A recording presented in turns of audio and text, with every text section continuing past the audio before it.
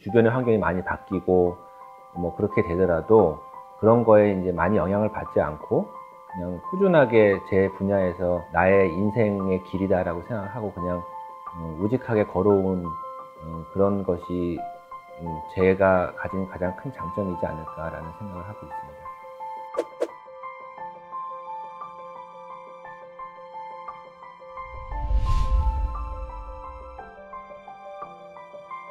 제 이름은 하지훈이라고 하고요. 공예가이면서 디자이너이기도 하고 교육자이기도 합니다. 그래서 대부분의 작업은 가구 디자인을 하고 있고요. 개원예술대학교에서 학생들을 가르치는 일도 하고 있습니다.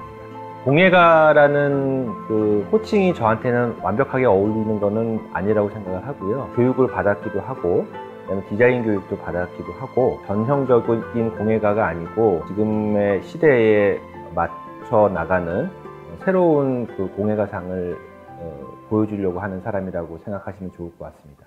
뭐 대학을 1991년도에 들어갔으니까 뭐 횟수로 이렇게 따져보면 20년이 넘었고요. 다른 분야로 한눈 팔지 않고 계속 작업을 할 수 있었다는 게 어떻게 보면 행운이라고 생각하고 있습니다. 우리나라의 모든 고등학생들은 다 똑같을 거라고 생각하는데요. 고등학교 때 뭐 내가 어떤 전공이 적합한지 그런 부분에 대한 인식이 확실하지는 않았습니다. 저도 마찬가지고요. 적성이 가장 맞는 부분이 어떤 것인가에 대한 고민, 그다음에 뭐 저의 그 대학교의 입시 성적 같은 것들이 다 이제 버무려져 가지고 나름대로 이제 결정이 제 전공으로 난 것 같은데요.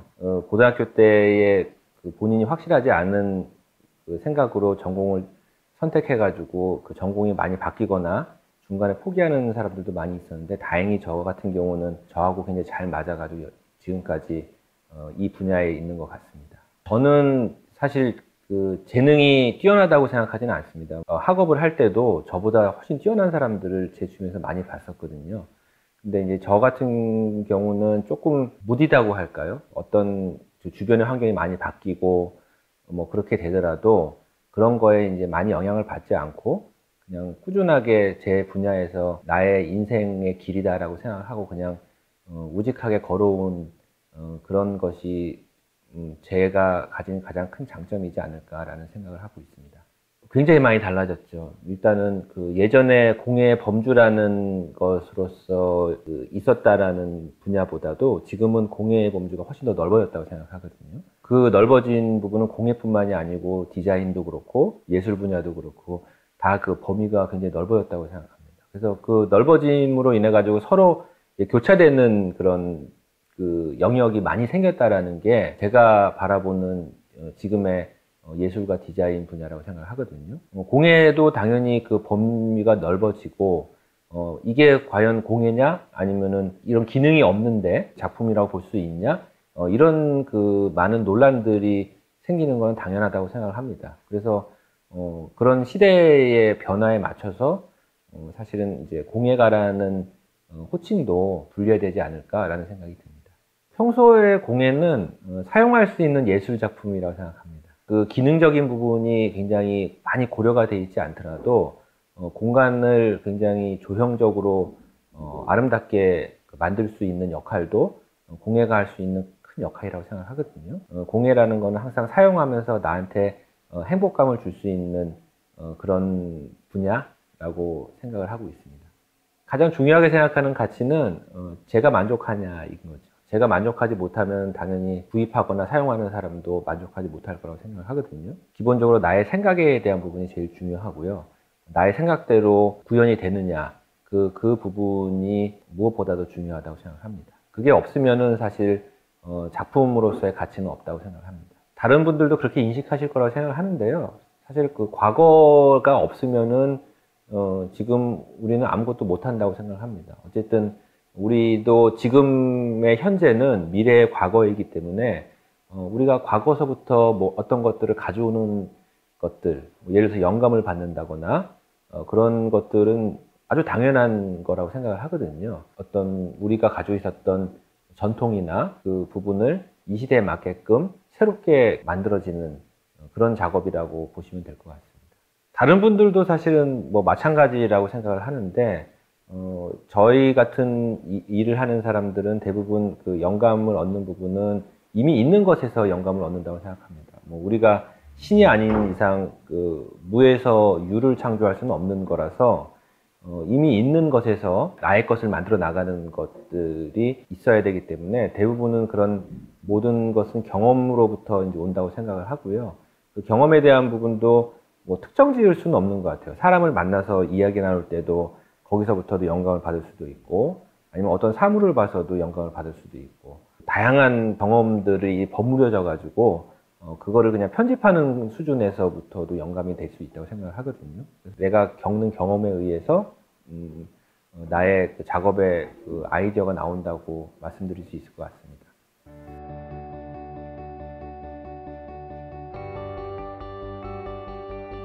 제품이 굉장히 많죠. 굉장히 많지만은 거의 대부분은 가구의 범주에 들어가는 작품이라고 볼 수 있고요. 그리고 어떤 클라이언트가 요구를 해가지고 만들어지는 부분도 있고, 뭐 다양하게 있지만은 거의 대부분의 작품은 제 생각에는 가구가 대부분이지 않나라는 생각을 가지고 있습니다. 초기의 작품은 다분히 좀 실험적인 것들이 많이 있고 과감했다고 볼까요? 그래서 내가 가진 생각을 그대로 날 것처럼 보여지는 것들이 많았다고 생각을 하지만 지금은 경험의 축적이 이제 생기면서 굉장히 더 좋아진 것 같다는 생각이 듭니다. 어떻게 하면은 나의 생각을 세련되게 표현할 수 있을 것인가에 대한 부분이 그 경험의 축적으로 인해 가지고 조금 더 빨라지고 그리고 조금 더 세련돼지고 그렇게 나타난다고 생각을 합니다. 그래서 지금은 예전에는 작품 하나를 하는데 굉장히 오랜 시간이 걸렸다고 하면은 한 번에 여러 개의 작품을 하면서도 시간이 좀 짧아질 수 있는 그런 노하우 같은 것들이 가장 큰 차이가 있지 않을까 하는 생각도 들고요. 그 자리라는 작품은 저한테는 하나만 꼽으라고 하면은 항상 꼽는 작품이기도 합니다. 굉장히 오래전 작품인데요. 그게 이제 제가 덴마크에서 유학할 때 졸업 작품 중에 하나였었죠. 그 전에는 사실은 제가 한국인에도 불구하고 어떤 한국적인 것에 대한 관심은 많지 않았었는데 숲을 바라보려면은 이제 숲에서 나와야 된다라는 그런 그 얘기가 있는 것처럼 제가 이제 한국에서 머물러 있지 않고 한국의 바깥쪽에서 이제 바라봤을 때에 한국적인 우리의 유산 같은 것들이 얼마나 가치 있는 것인가에 대한 것들을 느끼기 시작하면서 나온 첫 번째 결과물이 이제 자리였습니다. 그 사람들이 경험하지 못하는 그런 좌식 문화에 대한 부분들을 이 자리라는 것으로서 느낄 수 있게 만들어준다라는 컨셉을 가지고 있었고요. 10 몇 년 정도가 지난 이후에서 굉장히 유명한 V&A 뮤지엄에 이제 소장이 된 작품입니다. 한편으로는 그 대학교 졸업 작품이 이제 10년이 넘은 이후에 이제 소장이 됐다라는 부분도 저한테는 굉장히 큰 의미가 있고요. 그리고 제가 그 지금의 나의 정체성을 만드는데 가장 그 시초가 된 작품이기 때문에도 의미가 있다고 말씀드릴 수 있습니다. 가르치는 학생들한테도 가끔씩은 얘기하는데요. 어떤 나의 생각을 구현하기 위해서 굉장히 많은 그 노력을 했던 시기라고 생각을 합니다. 그래서 등나무를 이렇게 짜는 그런 기법 같은 것들이 있어야지만 구현할 수 있는 작품이어서 그것을 어떻게 배울 수 있을까에 대한 고민이 굉장히 많았었습니다. 그거를 배우기 위해서 이제 한국으로 다시 방학 기간에 돌아와가지고 굉장히 그런 허름한 그런 등나무 짜는 곳에 가가지고 허드렛일 하면서 그런 것들을 배워가지고 다시 돌아가가지고 이제 만들었던 기억이 있습니다. 학생들한테 어떤 그 가르침을 줄 때 그 얘기를 항상 하면서 이제 교훈으로 삼고 있습니다. 그러니까 소반이라는 그 가구가 가지는 의미는 이제 우리 한국적인 부분에서는 굉장히 크다고 생각을 하고요. 서구의 테이블과는 전혀 다른 개념을 가지고 있죠. 예를 들어서 여러 명이 같이 모여서 쓰는 테이블이 아니고 한 사람 한 사람이 다 그 테이블을 갖는 독상의 개념도 있고요. 이동성도 가지고 있고요. 다양한 지역에 따라서 소반의 형태가 틀린 그런 특징도 가지고 있습니다. 다만 이제 좌식에서 지금은 의자를 사용하는 문화로 바뀌었을 때 소반도 사실은 좌식에 사용하는 가구이지만 그것이 지금의 시대에 맞춰주려면은 다양한 변화가 이제 필요하다라는 생각부터 이제 그 반 시리즈가 시작이 된 겁니다. 그 새로운 소재나 기술 같은 것들을 아주 과감하게 적용을 해가지고 이 시대에서 소반이 사라지지 않게 만드는 역할을 하는 작업이라고 생각하면 좋을 것 같습니다. 뭔가를 시작했을 때는 굉장히 어렵게 시작을 했지만 그 생각에 대한 부분들을 굉장히 단순하게 해결하려고 노력을 하고 있습니다. 그래서 반 시리즈의 그 소반 같은 경우에 밑에 부분은 알루미늄으로서 만들어져 있는데 그런 그 소재에 대한 부분들을 새롭게 제안하려는 생각도 가지고 있었고, 그다음에 그 형상을 만들기 위해서 어떻게 해야 될 것인가에 대한 고민도 많이 했는데, 사실 뭐 반 시리즈 같은 경우는 그 조명의 갓을 사용하는 기법으로서 이제 적용을 했던 거고요. 그리고 그 형태 자체도 제가 원하는 형태를 만든 것이 아니고 그 틀을 찾아가지고 이제 거기에다가 상판을 얹어서 만든 방식으로 진행됐습니다. 나의 것으로 만들어 나가는 것도 디자인이다라는 얘기로서 그렇게 이해해 주시면 좋을 것 같습니다. 작업을 계속 하면서 점점 이제 많은 변화가 있는 것들은 이제는 과감해지는 것이죠. 전통에 대한 부분들을 이제 많이 존중을 하면서 거기에 나의 생각을 조금 담는 것이 어떻게 보면 초기의 그 작업이라고 생각했다고 하면은 지금은 오히려 전통에 대한 것들을 어떻게 내 생각으로서 나의 것으로서 해석을 하느냐가 사실 되게 중요한 부분이고요. 그런 여러 가지 고정관념을 많이 바꾸는 그 역할을 할 수 있는 것이 이 소반의 특징이라고 볼 수 있다고 생각합니다. 장석을 사실은 이렇게 재해석해가지고 만든 그 캐비넷이 아무래도 시각적으로 굉장히 화려함을 가지고 있어서 그것도 이제 반응이 좋다고 생각합니다. 그 사방탁자의 원형을 가지고서 만든 한글 캐비넷이라는 작품도 있거든요. 나무가 가지고 있는 기본적인 그 아름다움이 있죠. 그리고 거기에 어떻게 보면 나의 생각을 담을까에 대한 부분들이 반드시 있어야 되는 것이라고 생각을 하고요. 그런 의미에서 제가 말씀드린 그 한글 캐비넷이라는 것이 사실은 뭐 나무를 가지고서 만들어진 작품으로서는 가장 애착이 갑니다. 사방탁자의 비례에 대한 부분도 가장 그 고유의 문화에서는 1등으로 치는 한글이라는, 어떻게 보면 나름대로 나의 생각으로 재해석해서 반영이 됐다라는 부분에 있어서는 그 한글 캐비넷이 저한테는 애착이 가는 아이템이라고 말씀드릴 수 있습니다. 저의 대부분의 작업은 가구 프로젝트를 많이 하고 있지만, 지금은 가구 분야에서 이제 범주가 넓어져서 이제 설치 작품을 진행하고 있는 것도 있습니다. 서울시청에 가시면은 서울시청의 그 북측 출구 쪽을 가면은 거리에 이제 그 천정에 그 마치 샹들리에처럼 설치되어 있는 작품을 볼 수 있을 것 같습니다. 규모로서는 굉장히 제가 했던 걸로서는 굉장히 크기도 하고, 그 다음에 아까 말씀드린 그런 공예의 영역이 확장되는 부분을 보여줄 수 있는 작품이기 때문에 제가 소개하고 싶은 작품이 아닌가라고 생각이 듭니다.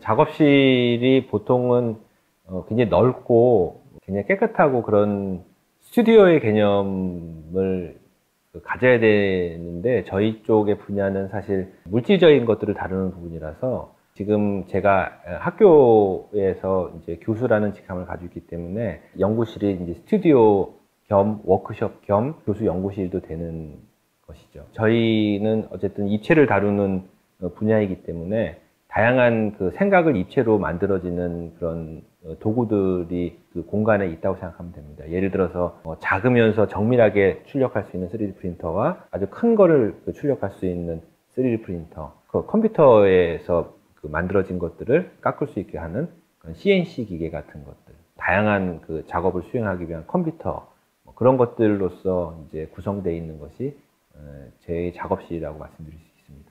컴퓨터로 그려본다든지, 그리고 그 컴퓨터로 그린 거를 3D 프린터로 출력해서 직접 한번 형태를 본다든지, 그 이후에 계속 형태를 다듬어 나가는 과정이 되고, 형태가 다듬어지는 게 완료가 되면은 그거를 실제 사이즈로 이제 제작하는 과정으로 넘어가는 겁니다. 그래서 거의 대부분의 모든 프로세스는 동일하다고 보고요. 그리고 각각의 그런 파트에서 같이 일하는 친구들이 이제 전문성을 가지고 있어서, 저는 뭐 공예가라고 불리우긴 하지만 제가 직접 뭔가를 손으로 이제 깎고 뭐 다듬고 그런 부분들은 많지 않다라는 거죠. 그리고 그런 작업들은 대부분 저와 같이 일하는 친구들이나 아니면은 기계들이 많은 도움을 주고 있다고 보시면 될 것 같습니다. 뭐 일과 생활이라는 것이 그렇게 딱 분리되지는 않았습니다. 근데 지금은 굉장히 워라밸을 지키려고 하고 있고요. 아마 6시에 땡 하면은 이제 일을 다 놓는, 뭐 해외에서의 시차 때문에 뭐 전화 연락을 하거나 그런 경우를 제외하고는 거의 6시 이후에는 작업을 하지 않습니다. 같이 일하는 친구들이랑 저 같은 경우도 야근이라는 개념은 거의 없다고 보시면 될 것 같습니다. 딱 말씀드리기가 어렵죠. 왜냐하면은 정말로 1년 넘게 걸리는 작업도 있고요. 정말 일주일 안에 뭔가가 구현되는 작품들도 있습니다. 그래서 그런 부분은 기간이라는 것이 정해져 있어 말하기는 어렵지만 거의 뭐 평균적으로 본다고 하면은 한 달 정도의 어떤 생각을 다듬는 기간이고 그 이후에는 뭐 소재에 따라서 구현하는 기간은 이제 천차만별이라고 보면 되지 않을까라는 생각을 가지고 있습니다. 피츠버그 대학교, 미국에 있는 피츠버그 대학교에 한국관을 설립을 할 때가 있었습니다. 그래서 거의 1년이 넘도록 의자 하나만 가지고서 디자인하고 제작했던 그 경험이 아마 제 생각에는 가장 오랫동안 진행한 프로젝트이지 않았나라는 생각을 가지고 있습니다. 나쁜 재료는 없다라는 생각을 가지고 있거든요. 뭐 나쁜 재료라는 건 당연히 없죠. 뭐 철이 나쁘고 나무가 좋다라는 그런 건 없고, 다만 나쁜 사용 방법만 있다고 생각을 합니다. 어떤 재료든 간에 다 좋은 재료이고, 다만 그것이 나쁜 사용 방법이냐 좋은 사용 방법이냐만 차이가 있을 뿐이라고 생각을 하고요. 그리고 뭐 성격상 제가 어떤 한 재료만 가지고 평생 동안 그 작업을 하라고 그러면은 저는 못할 것 같습니다. 사실 나무가 제일 까다로운 재료죠. 뭐 정말 살아있다고 생각할 정도로 변형도 심하고, 우리나라 같이 이제 어떻게 보면 계절의 온도와 습도가 드라마틱하게 이제 차이가 나는 지역 같은 경우는 나무라는 소재가 가장 다루기가 어렵습니다. 우리나라의 환경상의 다양한 재료를 사용하는 것이 오히려 더 자연스러운 것이 아닐까라는 생각이 들고요. 나무는 기본적으로 나무가 가지고 있는 자연적인 미감이 있기 때문에 나무를 가지고 어떤 걸 만들더라도 기본적으로 좋게 나올 수 있는 나무가 가지고 있는 가치가 있다라고 저는 생각을 하고요.